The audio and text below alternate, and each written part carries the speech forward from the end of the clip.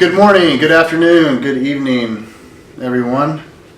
Just wanted to make a quick video just kind of talking a little bit about myself, about StanFit training, about where I've come from, my past, where I'm going, things I like to do, things I'm interested in. So started off with right out of high school. And when I was in high school, I was really big into like street racing. My car, I had a Camaro. I had one of the like Fox body Mustangs. My dad had one. And we'd just sit around in the garage and swap out the cams and the heads, and we'd go race each other. And so I grew up around racing. My dad was a big drag racer, and so it was something that I really got into when I was in school. And I was known as the guy with like one of the fastest cars on campus or whatever. So, and I still love cars. Believe it or not, I just got a new truck. I got a Dodge Ram. It's got the Hemi V8. It's got a lot of power. I don't really race it though. Obviously, it's just a truck. It's very comfortable. That's coming from a Honda Civic. I actually had two of them over the last 10 years. I drove a Honda Civic, and they're great cars. Very reliable, dependable, great on gas mileage. So I have nothing bad to say about the Hondas. It's just that it was just time for me to get something a little bigger, as I had outgrown the size of the Civic. So. But after high school, I went off to join the Navy. I was in the Navy for 5 years, and I was stationed at the Naval Air Station in Fort Worth, Texas. I was part of Squadron VR-59. I was an airplane mechanic. We were a fleet logistics squadron, and we would carry like Marines and Army troops and their cargo and supplies, and we would fly them around, dropping them off, picking up supplies, taking things from point A to B. And at times they would take the mechanics with as they would go overseas, and really that's the best part about my military experience, was just the traveling. I got to go to a lot of places. Japan, Ireland, Singapore, Thailand. I went to Hawaii a couple times. I went to Guam, Spain, and Sigonella, Sicily. Wake Island, which is a small island in the mid-Pacific, super small. I mean, you could almost throw rocks from one side of the shore to the next. In Alaska, I had a chance to visit. So I got to see a lot of places at a young age. That was the best part about the military. I don't have any regrets. I learned that being a mechanic just wasn't my trade. Working on my cars, souping up my cars in school is totally different than switching out actuators on aircraft, ailerons, and working on the hydraulic systems. The fluid gets on your skin, it's corrosive, it can get in your eye, which happened a couple times. They have to take you to the medical center and wash your eyes out in an eye wash. So I didn't really care so much for the mechanical work, but I did enjoy the camaraderie of my coworkers, or my shipmates, whatever you want to call them, and just being able to get on the plane and go fly overseas and get to travel and just see a lot of countries at a young age. So that was the best part. I have a lot of memories from those travel experiences. So I did that for 5 years. And shortly out of the military, I kind of had a few odd jobs. I worked in the service industry for a little bit. I didn't know exactly what I wanted to get into at the time. I worked with one of my best friend's businesses who was doing credit card debt settlement, and really got a taste of sales. I never really tried to do like phone sales before, so it was really a challenge trying to gain trust and build rapport with someone that you've never seen in person, you've never met, and you're just talking to them on the phone. So, but every job that you have over the past, builds you up to who you are now. And, you learn something from each one of those jobs and those careers. And eventually I would get to a point where I was getting into the gym more, I was working out, kind of seeing some results with myself. I've always been pretty lean. I don't have like a huge weight loss story like a lot of people that were gained all this weight and they just lost 100 pounds. I never had anything like that happen to me. I was very skinny growing up in high school. I probably weighed 175 pounds. I'm 6'1". I mean, I was very thin. I was into skateboarding in high school. I didn't play any sports. Of course, now I train and I love lifting weights. So every time I run into someone, they're like, "Did you play football? Did you play ball in school?" They're always asking me that. And I'm like, "No, it's like I skateboarded." And they're kind of like, "Oh, really?" But that was my thing. I really enjoyed skating.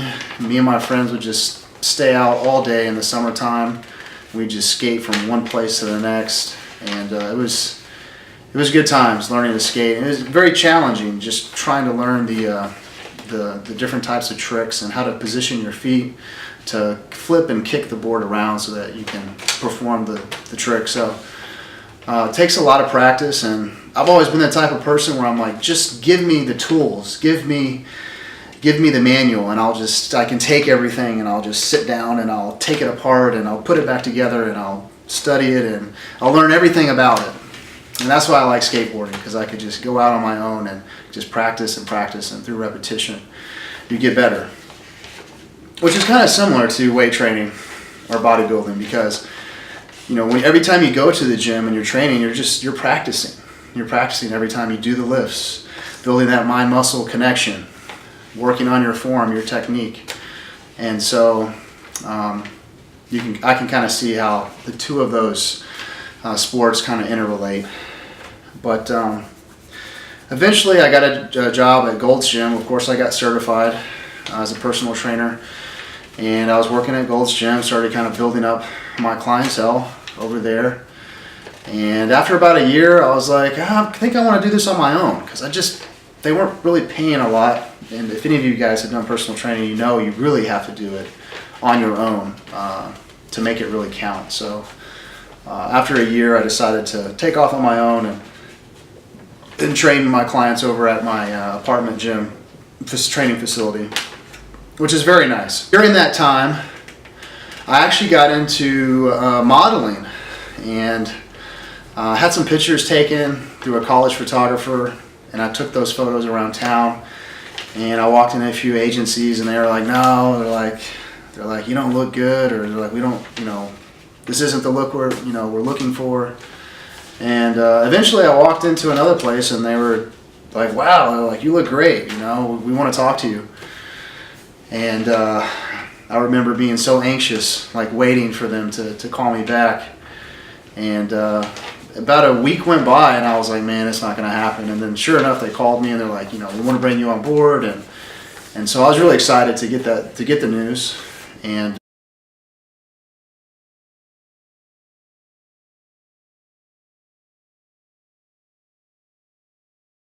I started doing modeling, and I actually made some decent money doing a few things. I landed a campaign for Dell Computers back in like 2010 for their catalog that paid very well.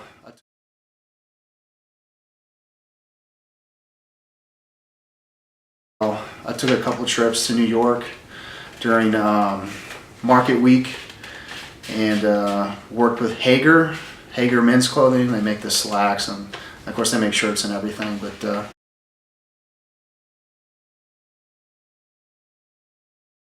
got to travel a little bit. I did some stuff locally around town. A lot of the stuff where I live in Dallas is just more like commercial based, and so a lot of the shots are just like you with a polo shirt on. Nothing really fancy. There's not really a lot of fitness stuff going on around here. So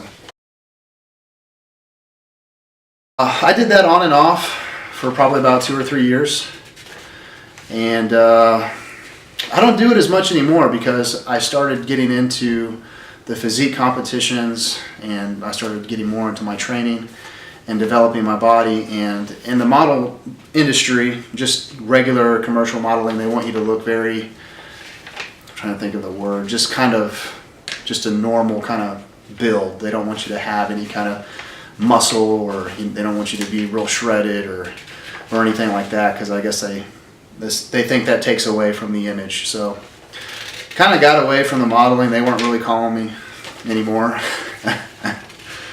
So I was doing personal training on my own.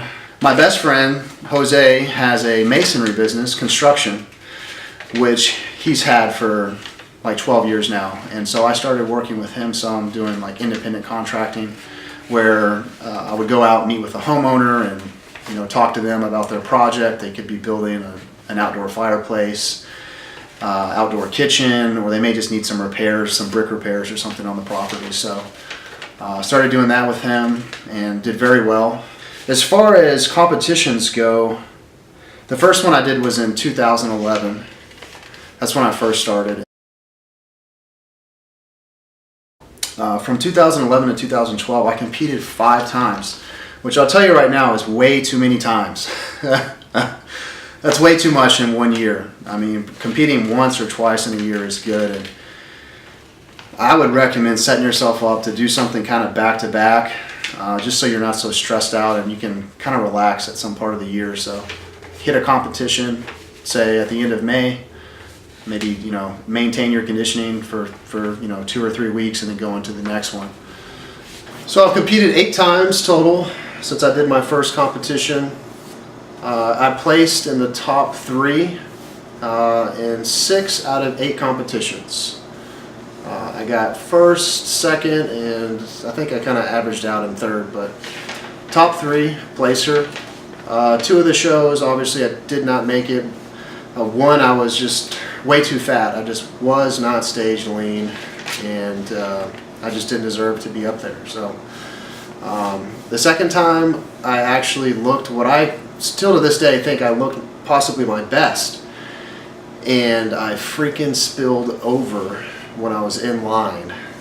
And so basically what that means is before the show and the days leading up to the show, you're trying to fill up your muscle glycogen stores, and you do this by consuming maybe more food or more carbohydrates to try to, you know, fill your muscles up, so that when you come out on stage you don't look flat and depleted, but your muscles are really full and round and really stand out. And so I had eaten too much that morning, and it was a nightmare. It really was like, this is like the ultimate nightmare for any competitor. When you're standing in line, you're about to do your walkout, and you look down and you spilled over.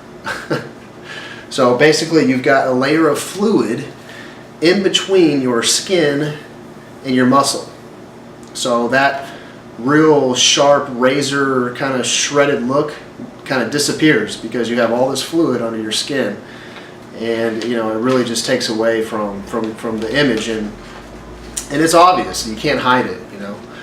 And so that's why I didn't place in that competition, but I certainly learned something, you know, and so I'll never spill over again.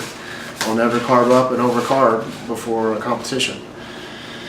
But anyways, it's just, I know it's a little bit of a rant, but just kind of wanted to make one of these videos where I'm just kind of talking to y'all from the camera and just let you know a little bit more about me.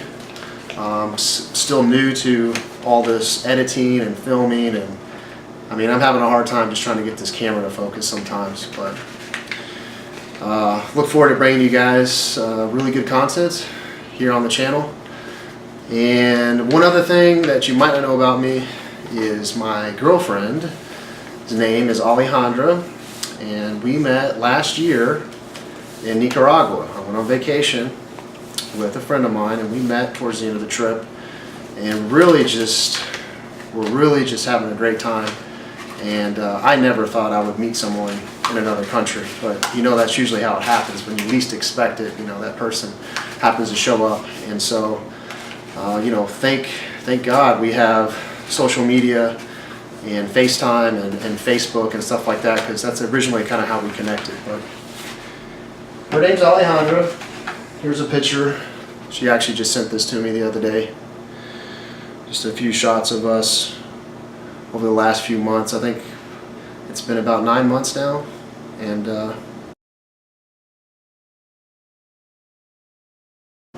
So she lives in Costa Rica. I've been there twice. I went there twice last year to be with her for about a week at a time. She's came here once to Dallas, and this is her first time in America. So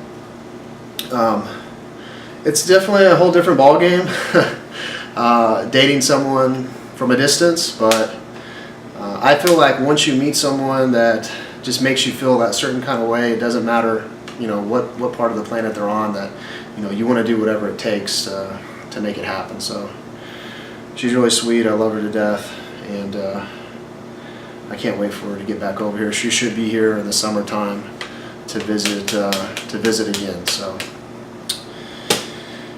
that's about all I can think about. Hope you guys enjoyed the video. Feel free to leave your comments. If there's any kind of topics that you'd like for me to discuss, just let me know. And we'll have more videos here for you in the future. Thanks for tuning in.